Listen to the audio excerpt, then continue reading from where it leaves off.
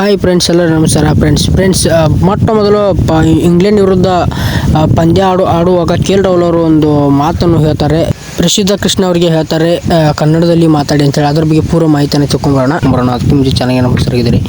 ನನ್ನ ಒಂದು channel subscribe ಮಾಡ್ಕೊಳ್ಳಿ. ನಾನು ಯಾವುದೇ ಒಂದು ಸ್ಪೋರ್ಟ್ಸ್ ವಿಡಿಯೋಸ್ ಹಾಕೋದ್ರೆ ನಿಮ್ಮ ಬಳಿ ನೋಡ್ಸ್ಕೊಂಡು ಬರುತ್ತೆ.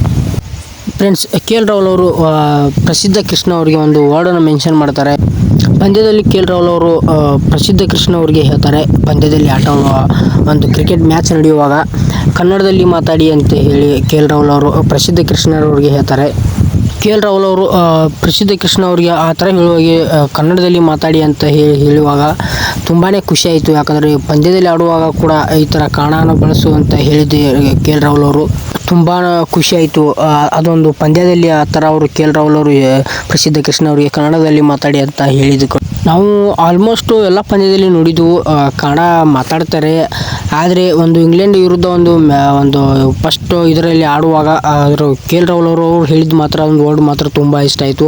ಕನ್ನಡದಲ್ಲಿ ಮಾತಾಡಿ ಅಂತೇಳಿ ತುಂಬಾ ಖುಷಿ ಆಯಿತು. ಯಾಕಂದರೆ ಒಂದು ಇಂಡಿಯನ್ ಪ್ಲೇಯರ್ಗಳ ಕನ್ನಡದಲ್ಲಿ ಕೂಡ ಬಳಸ್ತಾರೆ ಅಂತಂದರೆ ಒಂದು ತುಂಬ ದೊಡ್ಡ ವಿಷಯನೇ.